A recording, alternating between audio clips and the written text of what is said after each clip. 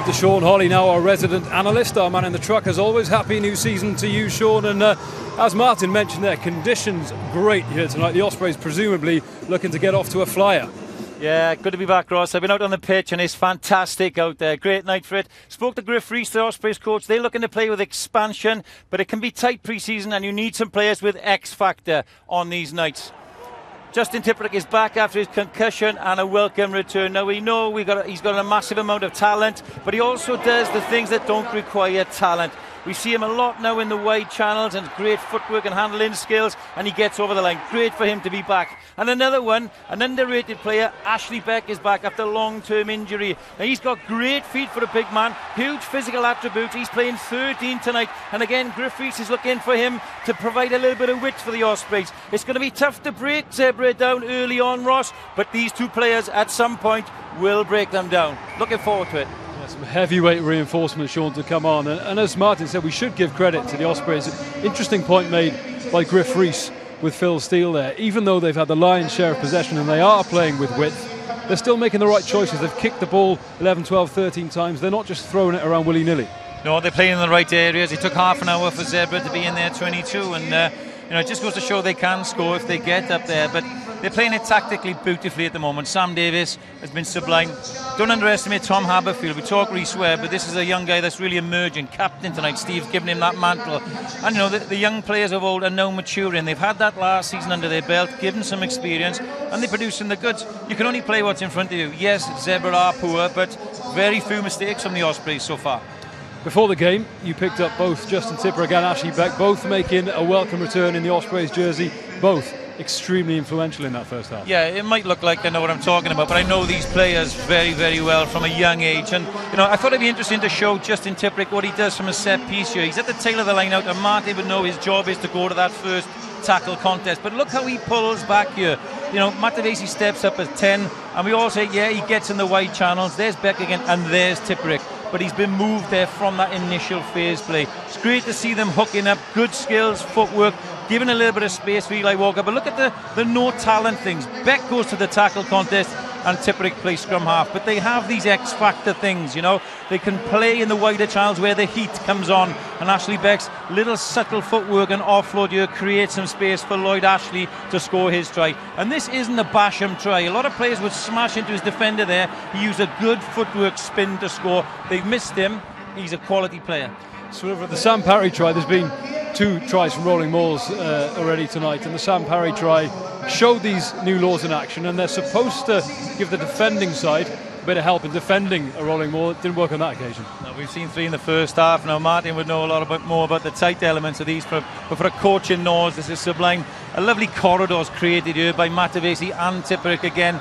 This is coached, this is known by the fullback Dan Evans and Bush. Now the defences are now disorganised, they're behind, and it's about patience. They get the penalty from this and it results in Sam Davis going for the corner. Now the new law suggests you can't allow a long placement from the catcher. It has to keep it in proximity, and Cracknell on the ball has to stay really close and stay next to Thornton. The arriving players, the ball now has to be transferred, they can't slide back, and the next arriving players can't go beyond. They do this technically very, very well. Even Rory Thornton here doesn't go beyond, latches onto the ball carrier Parry, and technically it's a very good try. That's not a bad scoreline half-time at the King's Park. No, but Ulster will come good in that second half. It's going to be a tough year for the Dragons, and they have to try something because they're always in that lowly element of the Celtic League, the Pro 12.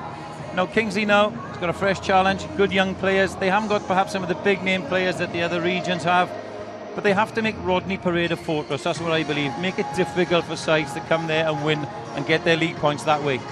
Yep. No, Matthew Morgan they've signed as well on that 4G pitch. He could be really exciting. Ray Lilo, so many good top quality names. I think one of the signings of the year for the Blues is off the field. It's Matt Sherritt. He's the backs and attack coach. He was my assistant at Bristol. Very shrewd, good. The players will like him, and he'll bring a different edge and a good foil to Danny Wilson. So watch out for him. And the Scarlets as well. Sean Martin's just said that the Blues arguably one of the best squads in the league. Well, the Scarlets, according to many, will have the best backline in the league, with Rhys Patchell joining, Liam Williams, Jonathan Davis coming back, and a certain Johnny McNichol joining from the Southern Hemisphere as well. That is a pretty tasty looking backline. Well, and Scott Williams to boot, who they played a lot of last season without. So the question marks for the Scarlets, I think, are up front. They've got a tough season with the European pool. It's very, very tough. It's whether that pack can cope to give the supply of ball that talented backline will need. But it is one of the best backlines, if not the best backline in the Pro 12. Let's bring Jonathan Davis. Yeah, he'll be very happy, Sean. That is a job very well done. 59 points to 5, an overwhelming score for the Ospreys. What can we read into it, though, because Zebre weren't the best? It's nice to see Steve smiling, isn't it? His face is much better when he smiles. You can't read anything into the Zebre team because they're poor. They've continued where they left off last year, haven't they? But the Ospreys were very clinical tonight. Error-free many times. Put phases together, looked as if they knew what they were doing. Young men put their hands up, and the experienced players got some good game time under their belt. Bradley Davis made his debut. Reece Webb looks fit and ready to go, and very, very impressed with him. And that was the pleasing thing, Martin, wasn't it? We talked at half-time whether sometimes when you've got such a big lead in the first half, you can just slip off the pace, go off the boil a bit, but no sign of that from this Ospreys team. No, there wasn't. They mixed it up well as well, didn't they? They weren't throwing the ball wide to wide just aimlessly. They were kicking. Sam Davis had a great kicking game. Haberfield and Reece Webb as well. So, look, they'll be very positive. I think both of them have alluded to this. Steve Tandy and Sam Parry. It's a totally different challenge out in Connaught next week. But look at the players, they still got to come in as well. It's a really positive start for the Ospreys. Some great tries in that second half. Maybe the Ben John one, the pick of the bunch, and Reece Webb just showing his class in the build-up. Yeah, and Ben John made some real impetus, didn't he? And coming off the bench, showed a lot of pace and guile. And this was a great team try, not just about him. He carries you. And you'll notice with the Ospreys, all the different backs step up as first receiver. But look where they know where they're going into position. This is a good carry, a good clear out. But look where Ben John comes from.